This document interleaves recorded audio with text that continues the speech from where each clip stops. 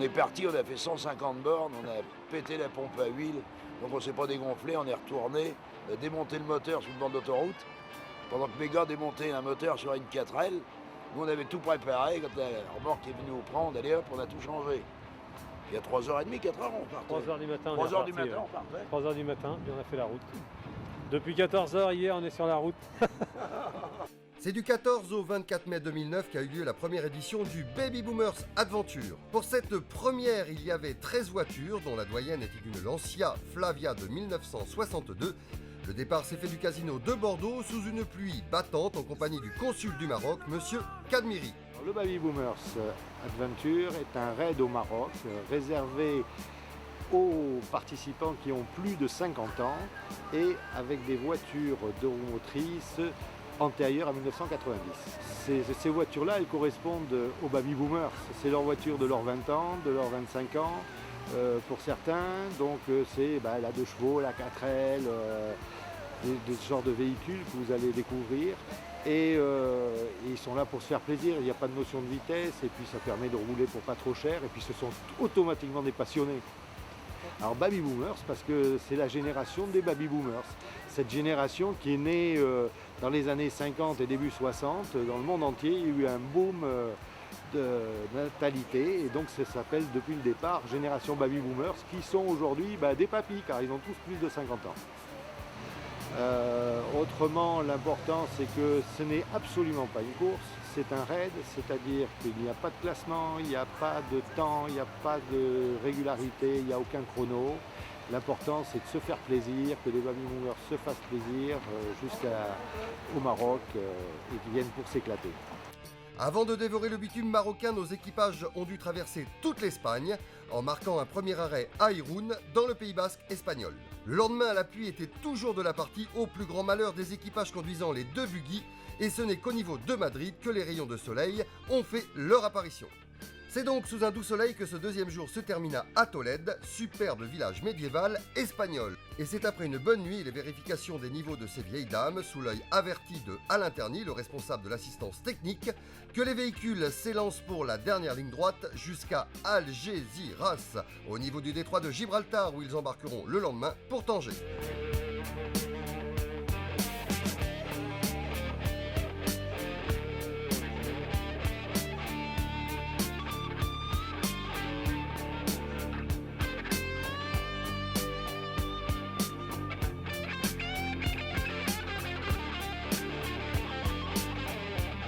Cette dernière partie de l'Espagne permit de vérifier si les véhicules ne chauffaient pas de trop et en fonction d'apporter des petites modifications au système de refroidissement des voitures. C'est la Chevrolet Caprice qui fut la plus surveillée par son équipage qui apportera des ultimes réglages tout au long du parcours. Mais la mauvaise surprise ne vint pas de cette dernière le matin de l'embarquement pour Tanger, mais du buggy Baboulin rouge dont le faisceau électrique, seule partie n'ayant pas été refaite, se mit en court-circuit et manqua de mettre le feu à la voiture. Bruno de la 4L Saint-Par, restaurateur et passionné de vieilles autos, nous en dit un peu plus. La panne, c'est un faisceau électrique mal foutu, quoi. S'il avait été bien fait, il n'y aurait pas eu de soucis, les piles sont mal pensées. Ça fait court-circuit dans les feux, mais ça a foutu le bordel dans l'allumage, dans tout, là, dans le démarreur. Parce que là, ils ont mis le démarreur sur un fusible, donc ça fout un peu la merde, quoi. Hein, bon, maintenant, on remet un fusible et ça va repartir. Il n'y aura pas de contour, il n'y aura pas de...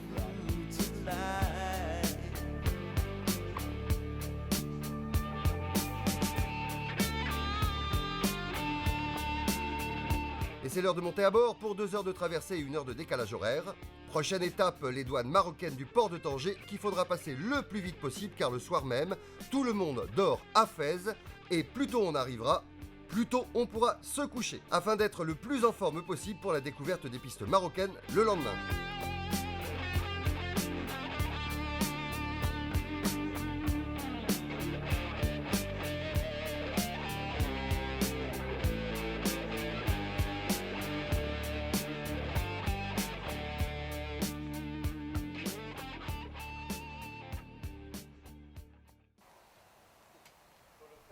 Mais c'est pour alléger la voiture.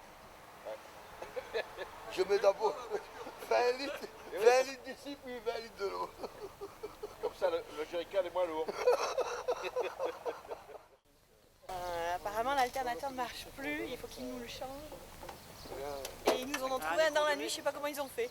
Alors que l'équipe d'assistance de Alain tente d'adapter un alternateur sur la 504 pick-up, certaines équipes préparent leur véhicule à la piste pendant que d'autres étudient le roadbook. 530 km.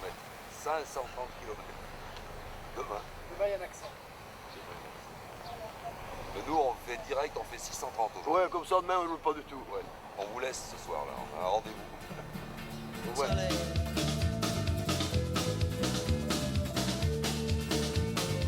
Une fois le plein des voitures et jerrycans d'essence fait, notre convoi prend la route en direction d'Airfood. Prochain arrêt dans 209 km au CP1. Durant ce périple, chaque équipage roule à son rythme, le seul impératif étant d'être à midi à Talsin, où tous les véhicules seront regroupés avant d'attaquer la piste et le fameux col de Belkacem.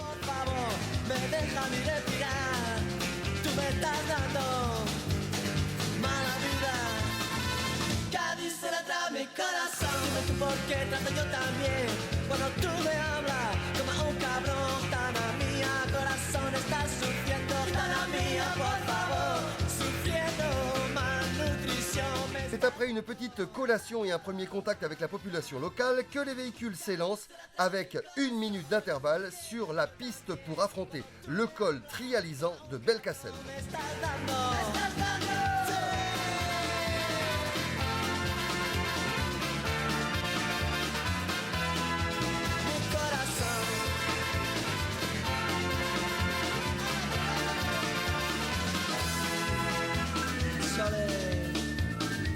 La montée de ce col ne posera aucun souci au véhicule, même aux plus imposants comme la Chevrolet. Mais c'est dans la descente du col que les premières embûches se présentent avec le passage de plusieurs marches, obligeant les copilotes à descendre pour indiquer le chemin à prendre afin de ne pas poser le châssis sur les pierres.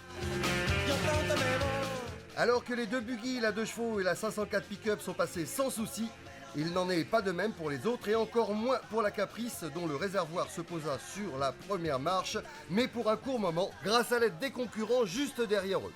Résultat, un échappement démanché qui sera réparé en bas du col.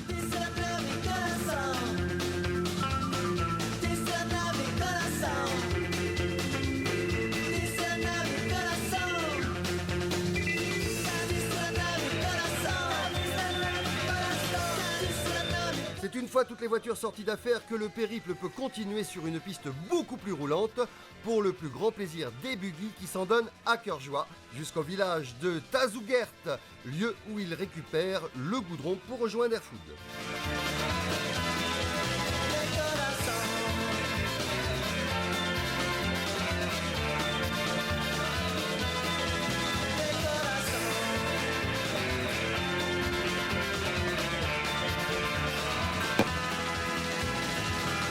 Tu veux expliquer ce que tu es en train de faire là? Je suis en train d'aplanir, tu vois, tout le site. C'est très important. Pour que la voiture passe comme sur une autoroute américaine. On ne va rien sentir. Non. On va partir à 9h, de minute en minute.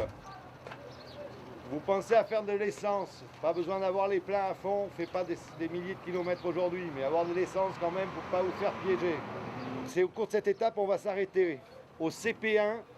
On va s'arrêter, on va faire un parc de regroupement et après on ira remettre dans le village des vêtements au village. Aujourd'hui, donc c'est un peu de sable et on va contourner tout l'ergue de Merzouga, toutes les dunes, vous allez voir, c'est magnifique. Vous avez du sable mou à des endroits, donc je pense qu'il faut que vous ayez vos élingues pas trop loin pour que les 4x4 puissent vous sortir. Voilà. Je vous souhaite une bonne journée et aussi chaude et encore plus belle que celle d'hier. J'ai pas mis mon parachute ventral, mais le dorsal est bien attaché, il n'y a pas de problème. Donc j'avais dit que j'irais promener le petit et c'est le petit qui me promène. Donc pourvu qu'on arrive. Aujourd'hui, c'est une journée reposante qui s'annonce avec seulement 100 km à parcourir pour rejoindre Merzouga au travers de pistes sablonneuses et roulantes. Mais le manque d'expérience des équipages à lire le roadbook a fait qu'il s'est passé tout le contraire. Eh bien, mais on est un peu perdu. Mais on va retrouver. Autrement, ça va très bien quand même. On a suivi le canal d'irrigation. Ouais. C'est où le palmier? Vous l'avez trouvé, vous? Autrement dit, 100 mètres, tu peux pas sortir.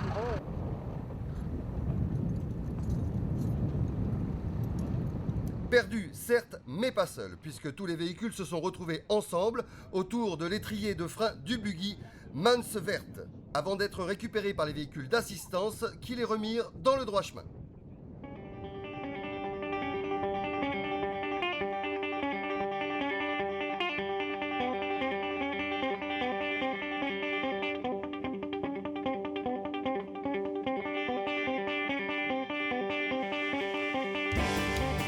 C'est en file indienne que tout le monde repartit à vive allure avant d'être stoppé net par un passage délicat.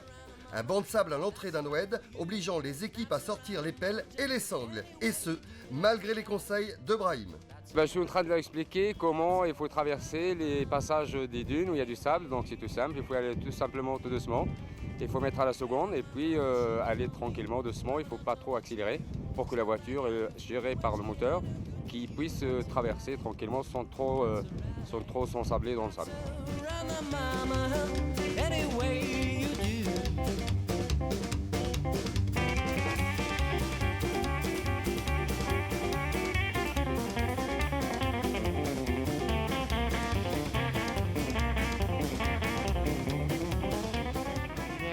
Même pas mal. Il y a certains qui n'ont pas suivi une indication au roadbook, mais on a récupéré tout le monde, sauf la 4L qui a cassé un joint de culasse.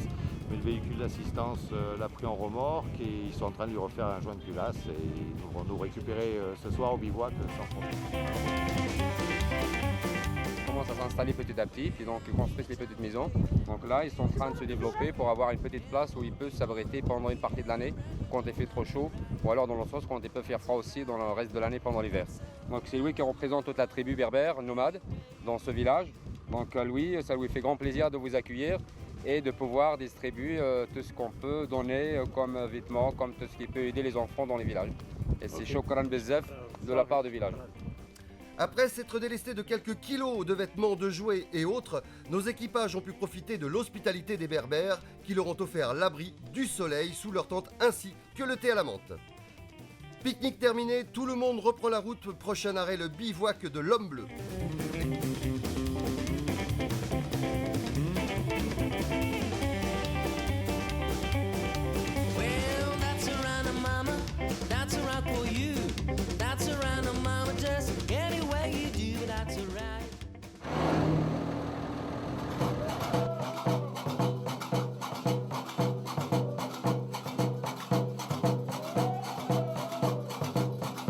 Les concurrents sont accueillis au bivouac en musique avec le thé.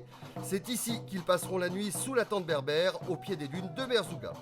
Après avoir fait un peu de mécanique, et oui, ces vieilles dames demandent de l'attention de la part de ses propriétaires. L'arbre de transmission. Là, tu veux plus enclencher l'avant, là. Je relâche. Parfait. Merci, monsieur Yann.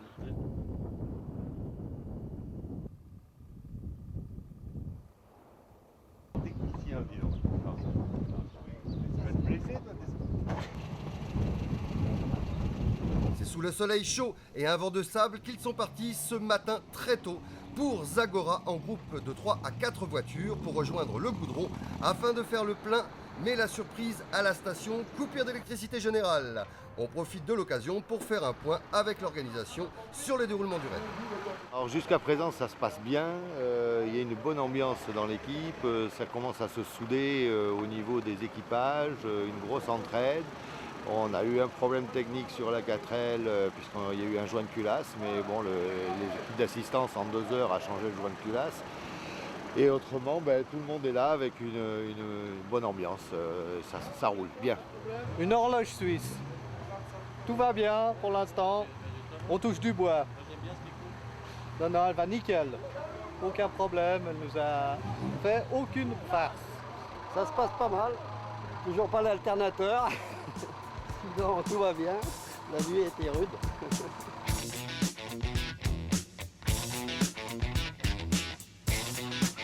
C'est après avoir passé moins de 1 heure à la station à pomper que tout le monde a pu reprendre la route pour rejoindre la piste quelques kilomètres plus loin.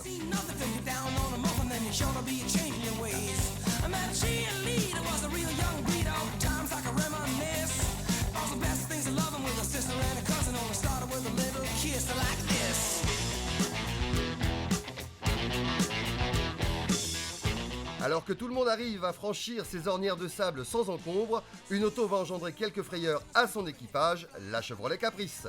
En fait, il y avait des tas de terre avec les ornières, quoi, et sans s'en rendre compte, on a emmagasiné dans les plaques de blindage. Puis au bout d'un moment, ça a gavé, compressé. En tapant, ça a écrasé le réservoir, quoi, et donc on a senti l'essence. Voilà, on a été obligé de démonter la plaque pour enlever la terre, et voilà. L'équipe d'assistance de Alain Terny a montré encore une fois son efficacité et la Chevrolet est repartie quelques minutes plus tard pour nous offrir de belles glissades.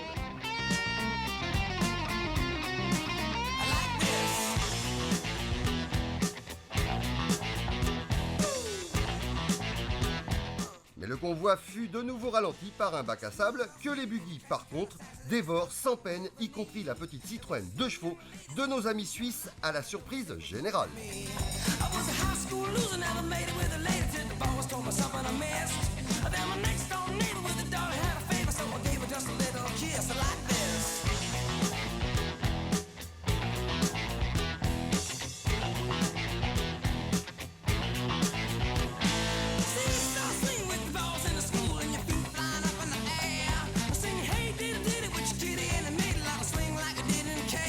Et après le sable, on demande les pierres, et cette fois-ci, la 4L, le pick-up qui a du mal suite à des petits soucis mécaniques qui seront vite résolus.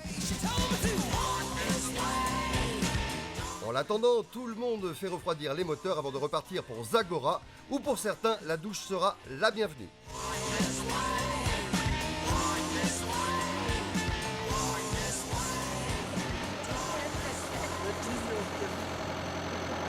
Je pense qu'on doit être très très beau et la douche va nous faire du bien, je pense.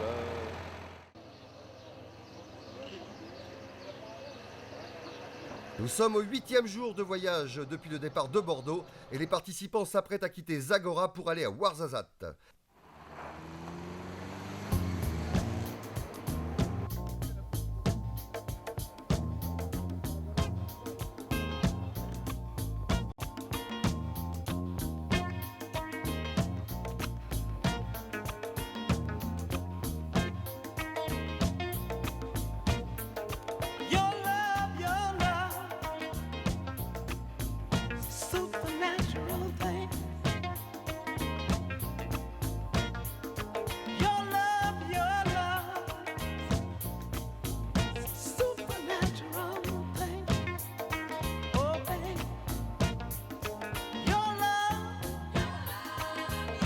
Nous avons découvert une piste agréable aux paysages variés puisqu'on est passé d'étroites pistes jonchées de verdure à de grands plateaux désertiques puis à un peu de montagne. Les équipages arriveront tôt à Ouarzazate ce jour-là. 4, 3, 2, 1, go! Bonne route! À tout à l'heure! Dernier jour de raid, ce soir les participants dormiront à Marrakech où une petite surprise les y attend. Le départ est donné, comme tous les jours, dans la bonne humeur. Hier, en plus, il faut arriver au bout. Hein. Et faut pas... Non, voilà, c'est justement ce que je pensais. Et pas... L'étape débute avec du goudron, mais cela ne va pas être sans difficulté pour la mécanique, car ils vont devoir passer un col, le col de Chica qui culmine à 2260 mètres et d'où l'on peut contempler des neiges éternelles. C'est l'équipage de la Lancia qui va avoir des frayeurs, car Vincent s'aperçoit qu'il n'a plus de frein au pied et qu'il va devoir user du frein à main sur toute la descente. Il n'y a plus du tout de frein, il y avait moins de frein à l'avant et les caissons de purge, et je crois que c'est un problème uniquement dû à la rupture du frein hier. Dernière intervention pour l'équipe d'assistance de Alain avec ses deux mécanos Mustapha et Houssine qui ont su faire preuve d'une grande efficacité sur toute l'épreuve du Baby Boomers Adventure.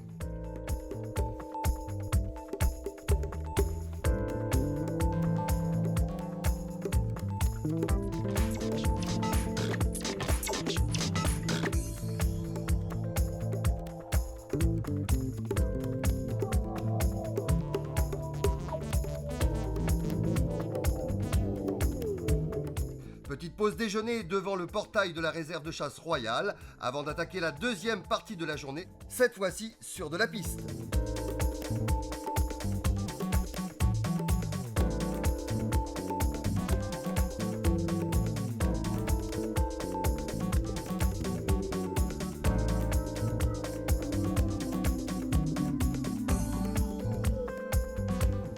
dire que ce raid s'est déroulé à merveille puisqu'il n'y a eu aucun gros incident durant ces 10 jours. Un grand bravo à l'organisation.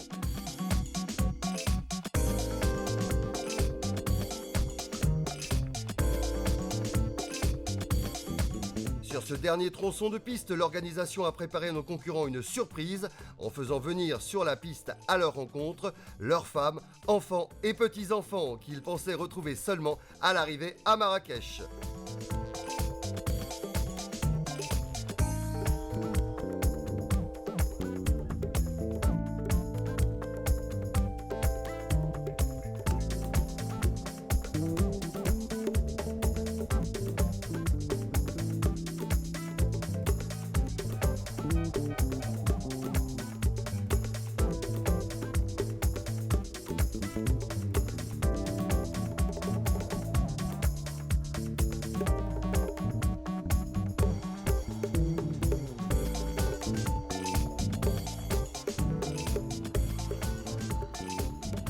C'est donc à l'entrée de Marrakech, à l'hôtel Andalou et sous un carillon de klaxons que se termine pour nos 13 automobiles ce premier Baby Boomers Adventure que l'on trouvera à coup sûr l'année prochaine.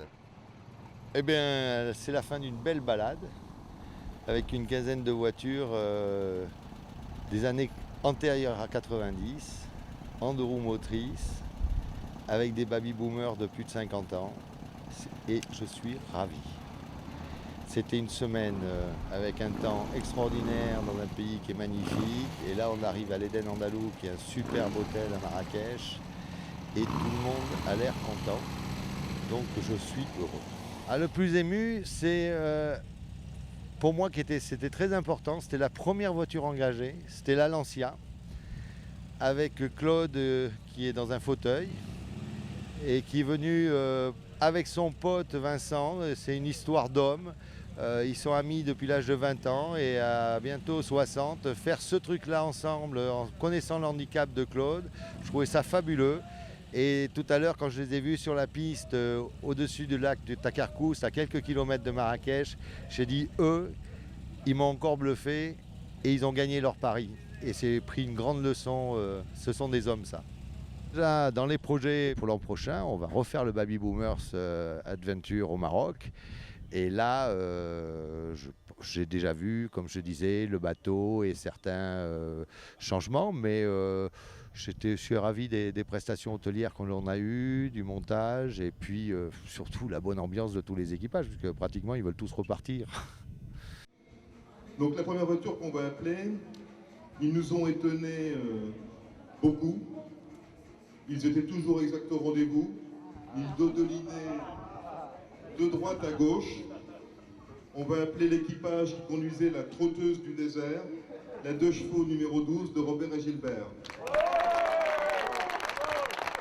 Seconde voiture, ils ont chanté le Shabadabada d'un homme et une femme tout au long du raid. Muriel et Marc, les amoureux dans leur d'Angèle.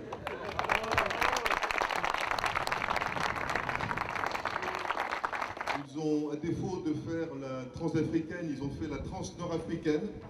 Ils ont beaucoup appris sur leur auto, Dominique et Bruno sur leur sympa. On a les écureuils généreux. Ils nous viennent de Nantes avec leur Simca 1100, numéro 19, Didier et Laurent. Alors à défaut de Richard Petit, on avait le roi du NASCAR avec Henri et Eric. C'était pas facile d'amener la Chevrolet Caprice, ils l'ont fait, ils ont gagné les 500 km de Daytona Cash. Bravo Tom. Nous, on a assisté à la balade des gens heureux. C'était la Volvo numéro 20 d'Antoine et Michel. On les imaginait entrer dans l'arène. Los Picadores, Tony et Maria et leur BMW. Ils nous ont fait rire tout au long de l'épreuve. À défaut de Cadillac ou de Ferrari, ils étaient au volant de leur Incrovac BX numéro 25. Pigoud et Gainsbourg, les vieilles canailles. Et que c'était la grande vadrouille en live. Claudia et Jean sur la R4 numéro 11. Plus neuve au retour qu'au départ.